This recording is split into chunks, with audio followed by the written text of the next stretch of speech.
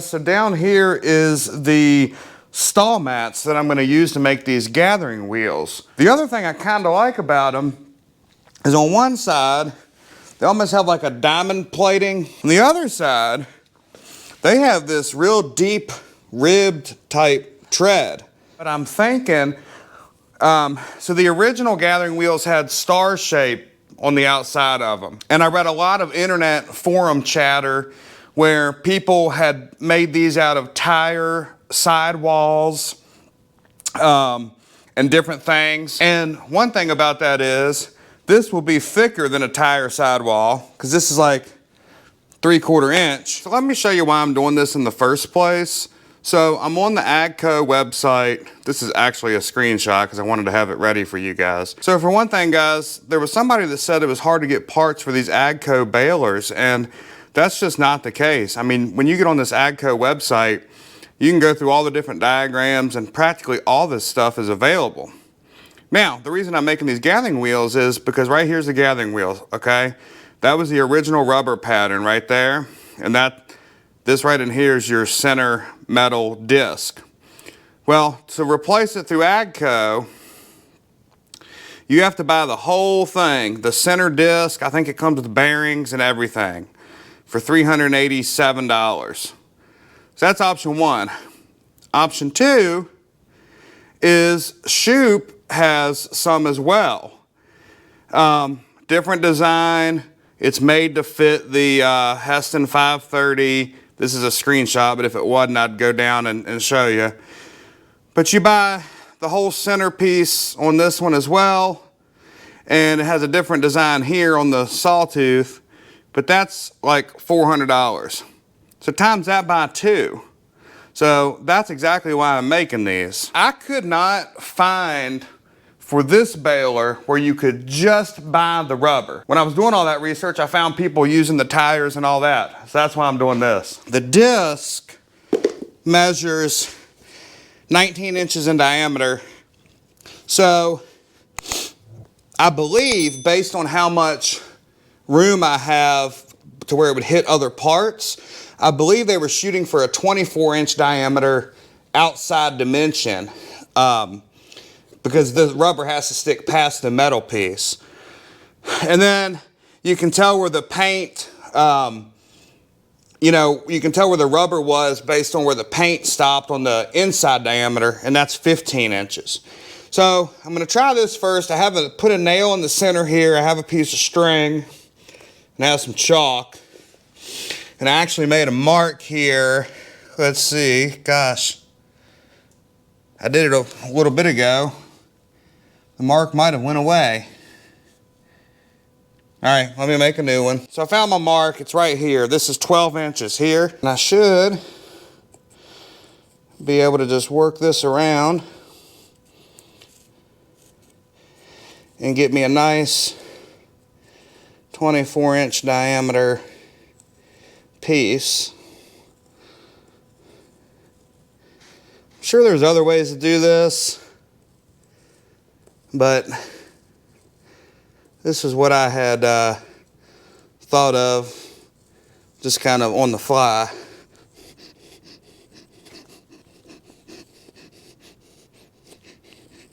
I actually let my string get some slack in it, and I ran inside there, right here.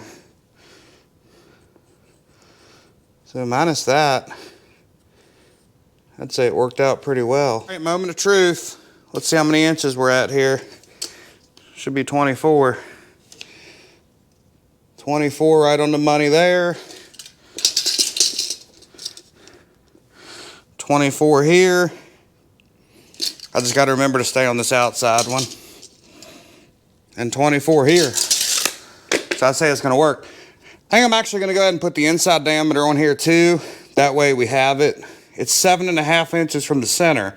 That's because the inside diameter is 15 inches. And it's kind of arbitrary as well because the bolt holes are in here. And it doesn't really matter where the inside lands, to be honest with you. A little spot's wet. All right, there's my 2 marks. I'll get to cutting these out. I think it's gonna work. Okay, so I truly don't know how hard these are gonna be to cut. I know I was watching some YouTube videos. If you're doing a straight line, you can get like a board underneath and kind of peel back and open up your cut line as you're scoring it. But I don't know how to do that really on this circular pattern.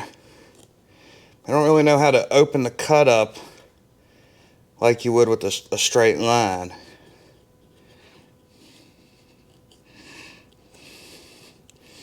I mean, this is cutting. Here, come back, y'all.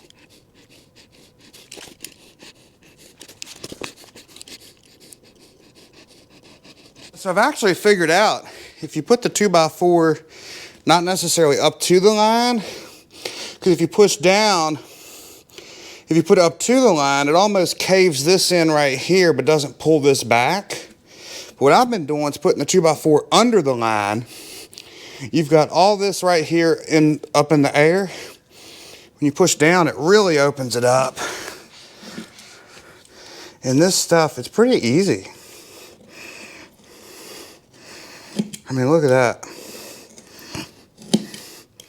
About 3 times through and you're done. Right there it is.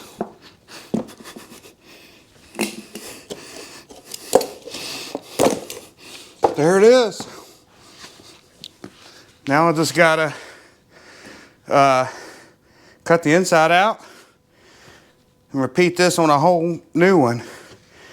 Nice thing is, I mean, I wasn't cutting perfect, but you really can't tell it. I mean, stuff's kind of forgiving. Then you have the texture in there. I think it's gonna work great. There's that texture on the backside. The other thing too, guys, the way them bolts are, I mean, there's bolts every couple inches. I think this is gonna be, with that 3/4 inch stick, I think it's gonna be super stiff mounted on there. Right in here, it's hanging up a little bit.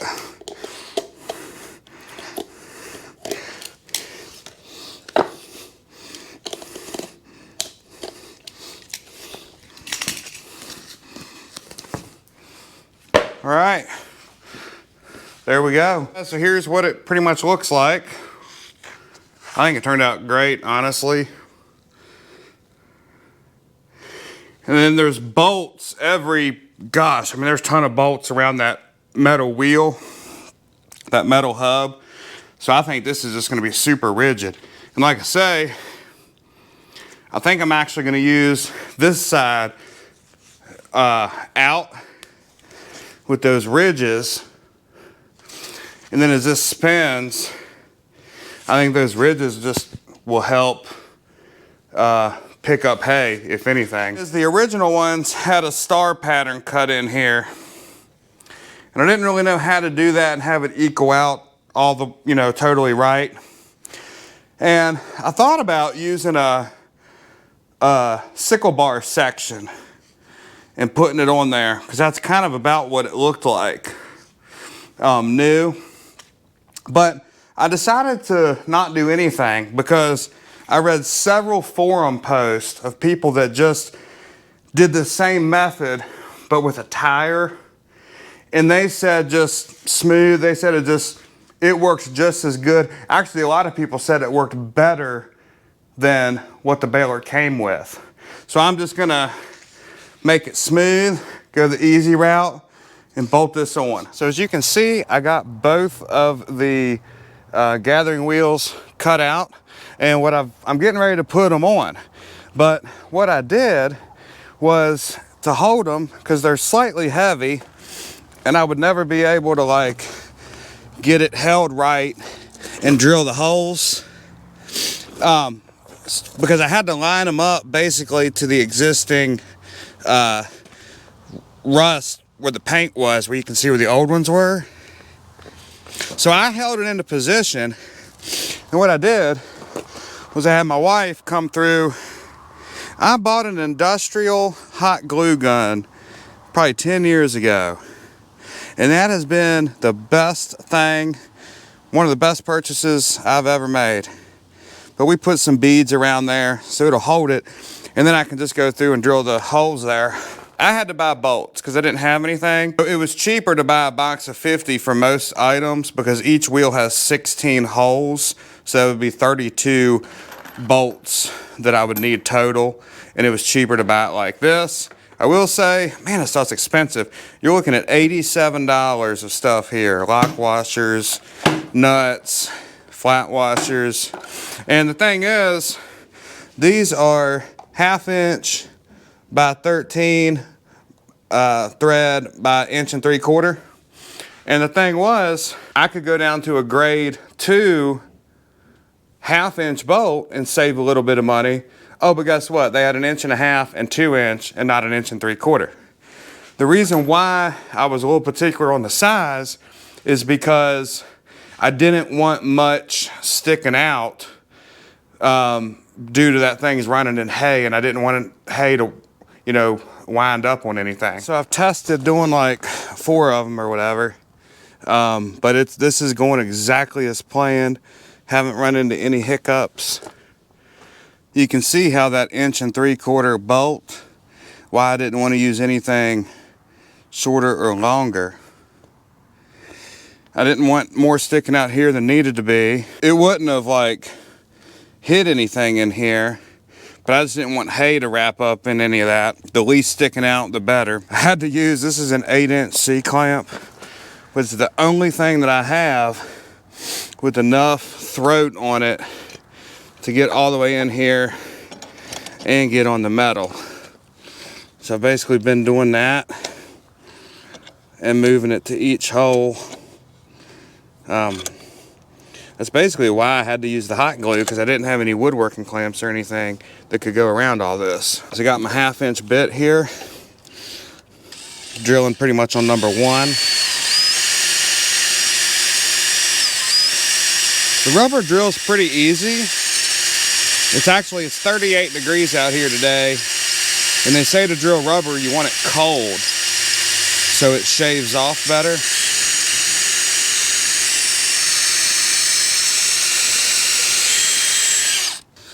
Take a bolt and a washer,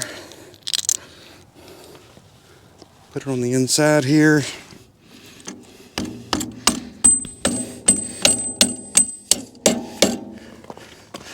All right, got that in. Put you a flat washer, a lock washer, and my nut. And then we'll tighten this bad boy up.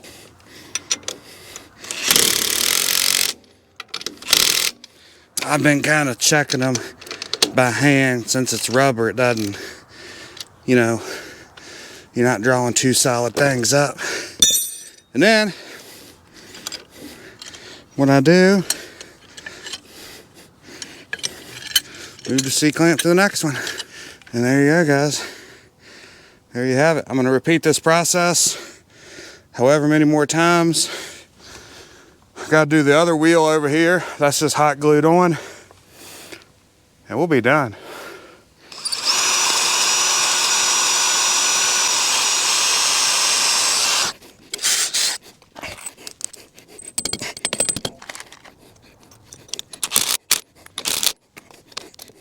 Just giving y'all a little update here. Got this side done. You can see the bolts all in. Right, there you go. Now I'm just gonna go ahead and do this side, hopefully before it gets dark real quick. I'm running out of daylight, but anyways, I got the gathering wheels on there. I think they look really good. Now, it's almost December now, so I won't be able to use them until next year. But you can see them there. They're nice and tough, 3/4 inch thick. I think it turned out real good. Show you the other side here. Same thing.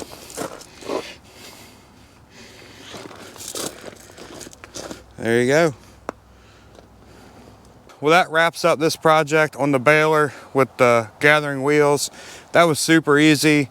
And and gosh, I mean, it probably saved me technically $800 because, as I showed you there, the gathering wheels were about $400 a piece, new, because you have to buy the whole new metal hub and all that. So this really didn't cost me that much, technically 87 bucks or whatever in nuts and bolts. So anyways, guys, I have been out here for a few hours. Check that out. It's like 35 degrees outside. Well, I'm gonna go sit by the fire and warm up a little bit. I'll tell you what, I'll put that video up here of where I used this baler for the very first time. We bought it and used it all in the same day. If you wanna go out and watch it, check it out. And on that note, we'll catch y'all next time.